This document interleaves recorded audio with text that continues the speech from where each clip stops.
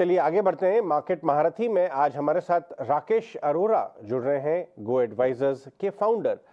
Rakesh, good morning, बहुत बहुत शुक्रिया हमसे बात करने के लिए। राकेश, मैं आपसे एक इम्पॉर्टेंट बात से शुरू करूंगा और वो थोड़ी फंडामेंटल है, थोड़ी लंबी अवधि की बात है। लेकिन एक तो गोल्डमैन सैक्स ने एक रिपोर्ट निकाली है और उन्होंने ये बोला है कि जो भारत है वो दुनिया की सेकंड लार्जेस्ट इकोनॉमी की तरफ जा रहा है अगले 25 साल में। जी हाँ, 25 साल स्टॉक मार्केट में एक बहुत बड़ा समय होता है। इनफैक्ट एक साल ही बहुत बड़ा समय होता है, कुछ लोगों के लिए पूरा दिन लॉन्ग टर्म हो जाता है। लेकिन क्योंकि हम मार्केट महारथी में प्रोफेशनल लॉन्ग टर्म इन्वेस्टर्स से बात करते हैं और कई बार जनरेशनल व्यू भी लेना पड़ता है। जो एक भारत एक सुनहरे काल से गुजर रहा है, एक गोल्डन पीरियड से गुजर रहा है, और अगर हम अपनी पोर्टफोलियो और अप्रोच सही बैठा लें 5 साल 10 साल 15 साल का, तो एक जनरेशनल पैसा बन सकता है, जिससे कहते हैं जनरेशनल वेल्थ क्रिएट हो सकती है। मैं ये आपसे सवाल इसलिए पूछ रहा हूं क्योंकि आप खुद domestic as well as global investors से मिलते रहते हैं और आपने भी ये कदम उठाया कि आप एक बहुत ही शानदार प्रोफेशनल करियर से गुजर रहे थे, लेकिन आपने इसमें डायरेक्ट प्लंज लिया होल हार्टेडली और अपनी फर्म चालू की। कितनी बड़ी अपॉर्चुनिटी है बड़े लॉन्ग टर्म निवेशकों के लिए, जो हमें कतई मिस नहीं करनी चाहिए भारत में। देखिए, ऐसा है कि इसमें तो कोई दो राय ही नहीं है कि भारत एक उभरती हुई इकोनॉमी है। पिछले 20 साल अगर चाइना के थे तो अगले 20 साल इंडिया के होने चाहिए, तो इसमें तो कोई शक या शंका नहीं है। और अगर इन्वेस्टर्स लॉन्ग टर्म के लिए पैसा लगाते हैं तो उसमें मतलब लॉस होने का चांस ना के बराबर है। जनरली देखें तो हमारी इकोनॉमी 7% 8% पे ग्रो करेगी और 3-4% 5% का इन्फ्लेशन रहने वाला। तो नॉमिनल ग्रोथ हमारी करीबन 13-14% रहने वाली है। तो अगर कुछ स्टॉक सिलेक्शन उतना जोरदार नहीं भी किया तो 13-14% से अर्निंग्स ग्रोथ से ही हमारे को अच्छा रिटर्न बनना चाहिए। और अगर थोड़ा स्टॉक सिलेक्शन ठीक कर लेते हैं तो मुझे लगता है कि और भी बेटर रिटर्न बनाए जा सकते हैं। बट इसमें यही देखने की बात यह है कि हाई क्वालिटी कंपनीज ही खरीदें जिन और मतलब जो स्पेकुलेटिव जैसा चलता है बीच बीच में ट्रेंड, उसमें ना फंसे तो बाकी कोई चिंता का विषय नहीं। ठीक है, ये बताइए कि वेदांता से फॉक्सकॉन रूट के चला गया, जो भी हुआ हो, हमें अंदर की बात तो नहीं मालूम, लेकिन वेदांता का स्टॉक आज प्रेशर में आता हुआ नजर आ रहा है। पहले इसमें थोड़ा आगे पीछे हुआ कि ये सेमीकंडक्टर का कारोबार वेदांता लिस्टेड कंपनी में आएगा या नहीं, और अब आफ्टर ऑल ये जॉइंट वेंचर भी टूट गया। आप कैसे देखते हैं ये बाजार उसको नेगेटिव की तरह से रीड कर रहा है वेदांता के लिए? देखिए, तो राम मिलाई जोड़ी थी पहले भी, तो कोई खास उम्मीद नहीं थी इससे कि ये फ्रुक्टिफाई होगा। ना तो वेदांता के पास पैसा था और ना फॉक्सकॉन के पास इतनी कोई खास टेक्नोलॉजी, तो उम्मीद कम ही थी। और फॉक्सकॉन का जो इतिहास रहा है यूएस में इंडोनेशिया में, बड़े बड़े प्लान उन्होंने अनाउंस किए लेकिन हुआ कुछ भी नहीं। और वेदांता को तो हम सब जानते ही हैं कि वो एक फाइनेंशियल डिफिकल्टी के दौर से गुजर रहे हैं, तो इसमें कुछ होने वाला नहीं था। तो मैं थोड़ा सा सरप्राइज हूँ कि मार्केट नेगेटिव रिएक्ट कर रहा है, क्योंकि कुछ उम्मीद ही नहीं थी। तो फिर गया क्या है वो समझ नहीं आ रहा है। Alright, morning Rakesh. राकेश, एक खास स्पेस को भी आपके साथ डिस्कस करना चाहेंगे। ये तो खैर एक पार्ट है वेदांता की न्यू स्पेसिफिक एक्शन, लेकिन मेटल स्पेस, क्योंकि हमने देखा कि निफ्टी के कंपैरिजन में मेटल इंडेक्स ने अब तक अंडर परफॉर्म किया है, लेकिन ये जो ताज़ा रैली आई है और कहीं ना कहीं थोड़ी सी ग्लोबल सिनेरियोज फिर आपको एक थोड़ी सी ग्रीन शूट्स या फिर विजिबिलिटी दिखती है, जिसके चलते एक दो दिन आपको इनफैक्ट पिछले हफ्ते से मेटल्स में एक चाल दिखनी शुरू हुई। लेकिन अभी व्यू क्या बन रहा है मेटल्स पर? ट्रेड बनता क्या है? क्या ये सिर्फ ट्रेडिंग रेंज में ही रहेंगे या फिर यहाँ कन्विक्शन थोड़ी बदलेगी भी? देखिए, ऐसा है कि इनिशियली तो अभी लग रहा है कि मार्केट में एक रोटेशन सा चल रहा है, क्योंकि दूसरे कुछ सेक्टर थक गए हैं, तो जो सेक्टर नहीं चले हैं उनके ऊपर इन्वेस्टर्स का फोकस है। तो मुझे लगता है मेटल सेक्टर उसी दौर से गुजर रहा है। बट इसके साथ में ऑब्वियसली कुछ कहानी तो होनी चाहिए। तो चाइना की स्टिमुलस की कहानी चल रही है, और जहां तक ऑन द ग्राउंड का सवाल है, ऐसा कुछ दिख नहीं रहा है कि बहुत ज्यादा तेजी आ जाएगी कमोडिटी प्राइसेस को लेके।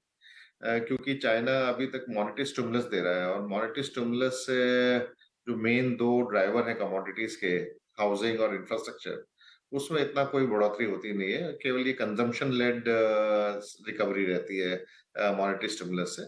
तो चाइना को अपने हाउसिंग सेक्टर, इंफ्रास्ट्रक्चर सेक्टर के लिए डायरेक्ट इन्वेस्टमेंट प्लान्स अनाउंस करने होंगे, तभी जाके कुछ तेजी बनेगी। और अभी कुछ सालों से देख रहे हैं कि चाइना 3% फिस्कल डेफिसिट से ज्यादा जाने का इच्छुक नहीं रहता है, और अभी 3% के आसपास ही है। तो एक तो पहली उनको ये हर्डल पार करनी है कि वो 3% फिस्कल डेफिसिट से ऊपर चले जाएं, और दूसरा हर्डल उनका हाउसिंग सेक्टर में, क्योंकि अभी तक वो कहते आए हैं कि हाउसेस जो हैं तो रहने के लिए, स्पेकुलेशन के लिए नहीं है। तो अभी भी काफी एक बबल जैसा बना हुआ है हाउसिंग सेक्टर में चाइना में। तो क्या गवर्नमेंट अपनी जो नीतियां लेके आई थी पिछले 2-4 साल में उसको भूल जाएगी इकोनॉमिक को सपोर्ट करने के लिए? तो ये दो बड़े हर्डल हैं, और अभी फिलहाल ग्राउंड पे देख के कुछ भी ऐसा नहीं लग रहा है कि इन दोनों को वो पार करने की कोशिश कर रहे हैं। उनका फोकस केवल मॉनेटरी स्टिमुलस पे है। तो मुझे नहीं लगता कि कमोडिटी में कोई खास तेजी आने वाली है।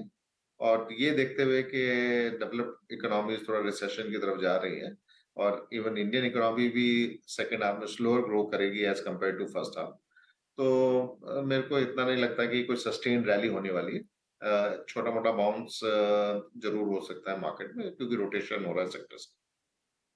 राकेश जी नमस्कार, अभिषेक बोल रहा हूँ। हम मेटल की चूंकि चर्चा कर रहे हैं और चाइना वाला जो एक टेंशन है वो बरकरार है, लेकिन क्या मेटल एज अ पैक हम पूरा सबको एक साथ ही देखें या फिर मेटल में बांट लें? फेरस को नॉन फेरस को अलग कर लें या फिर इंडस्ट्रियल मेटल से उनको थोड़ा अलग करके देखें? व्यू क्या एक ही होगा या फिर थोड़ा सा सेगमेंटेड व्यू ले सकते हैं इसमें? देखिए, अगर थोड़ा सा लंबा अवधि का व्यू लेते हैं तो जो थीम चल रही है वो है रिन्यूएबल थीम, और उसके अंदर बेस मेटल्स हमारे लिए जो इम्पोर्टेंट है कॉपर और हिंडाल्को, कॉपर और सॉरी एल्यूमिनियम। तो ये दो मेटल हैं जहाँ पे मुझे लगता है कि मीडियम टर्म में ज्यादा तेजी रह सकती है, और यहाँ पे इन्वेंट्री लेवल्स भी लो है। तो आई थिंक अगर नॉन फेरस की तरफ अपन पोजीशन बनाएंगे, अगर इसको खेलना भी है, तो वो फेरस से बेटर रहेगा। क्या राकेश, इसके बियॉन्ड बात करते हैं, कुछ रियल एस्टेट स्टॉक्स के बारे में बात करते हैं, स्पेशली जो प्रीमियम रियल एस्टेट है। अभी अभी हमने देखा, जेएलएल की एक रिपोर्ट भी आई है कि प्रीमियम रियल एस्टेट जो टॉप 7 सिटीज हैं देश के, वहां पे प्रीमियम रियल एस्टेट में इन्वेंट्री खत्म हो रही है, बहुत हाई डिमांड है। इंडिया, मुंबई में भी बड़ी बड़ी हाई राइजेज और सुपर हाई राइजेज चल रही है। इनफैक्ट हम उन ठेकेदारों से, उन कंस्ट्रक्शन और कॉन्ट्रैक्टिंग कंपनी से बात करते हैं जो सुपर हाई राइज में काम करती हैं, जैसे कैपेसिटी फॉर एग्जांपल, वो बता रहे हैं कि सुपर हाई राइजेज में इतनी डिमांड है, हम काम पूरा नहीं कर पा रहे। आप रियल एस्टेट में जो नीशेज हैं, मेट्रोज वाली, मुंबई, एनसीआर, साउथ में, आप यहाँ पे कैसा रवैया लेके बैठे हैं? आप एनालाइज कर रहे हैं स्पेस को? देखिए, रियल एस्टेट सेक्टर एक काफी लंबे कंसोलिडेशन से बाहर निकला है, और साथ में कुछ रेगुलेटरी रिफॉर्म्स भी हुए हैं, जैसे कि रेरा का जो रेगुलेशन आया था, उससे ये इंडस्ट्री जो है एक इन्वेस्टेबल स्टेज में आ गई है। दूसरा, काफी कंपनीज काफी बड़े बड़े लैंड बैंक वगैरह पे लेके बैठी थी, तो अब उनको एक मोनेटाइजेशन का ऑप्शन मिल गया, क्योंकि सेल्स काफी फास्ट हो रही है। और उसके ऊपर से अगर अपन ये देखें कि इंटरेस्ट रेट पीक आउट हो गए, और हो सकता है यहाँ से नेक्स्ट जो मूव हो वो इंटरेस्ट रेट कट का हो, तो अफोर्डेबिलिटी भी थोड़ी इंप्रूव होती है। प्लस जो वेल्थ इफेक्ट अपन देख रहे हैं मार्केट में और इस तरह से, तो मुझे लगता है कि रियल एस्टेट सेक्टर ने काफी अच्छा आउट परफॉर्म किया है पिछले 1 साल में, और मुझे लगता है कि आगे का 1 साल भी रियल एस्टेट सेक्टर के नाम रह सकता है।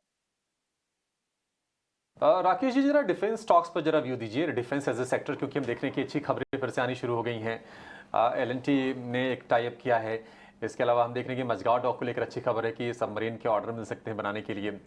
आप को लगता है कि एक फिर से नए नजरिए से शुरुआत करनी चाहिए डिफेंस स्टॉक्स को देखना, हालांकि काफी ज्यादा चल चुके हैं, क्या सावधानी बरतने की भी सलाह देंगे इसमें आप?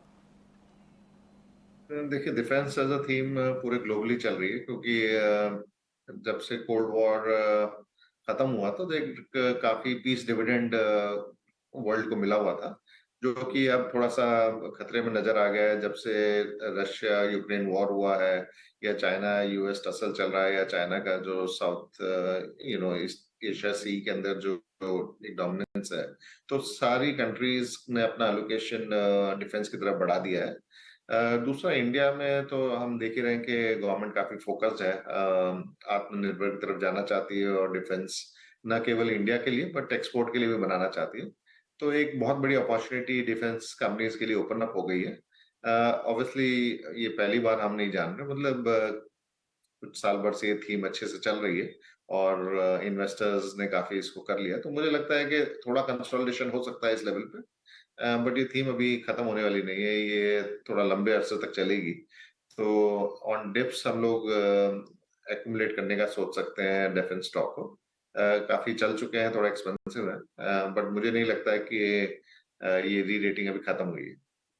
ऑलराइट, राकेश, एक बहुत ही प्रोमिनेंट थीम जो बाजार में काफ़ी समय से दिख भी रही है कि जिन भी कंपनीज का ऑलमोस्ट सभी सेक्टर्स में आप देखें जिनके भी एक्सपोर्ट डोमिनेंस है उन्हें बाजार एक अलग ट्रीटमेंट दे रहा है, और जिनकी भी डोमिनेंस डोमेस्टिक मार्केट में ज़्यादा है वहाँ पर एक अलग ट्रीटमेंट है। अब इसी तरह का क्या ट्रीटमेंट एग्री केमिकल स्पेस में भी देखने को मिलेगा, क्योंकि जो रीसेंट न्यूज़ आई है, जो world largest 5th largest agro chemical company globally है FMC ने, उसने अपनी गाइडेंस घटाई है।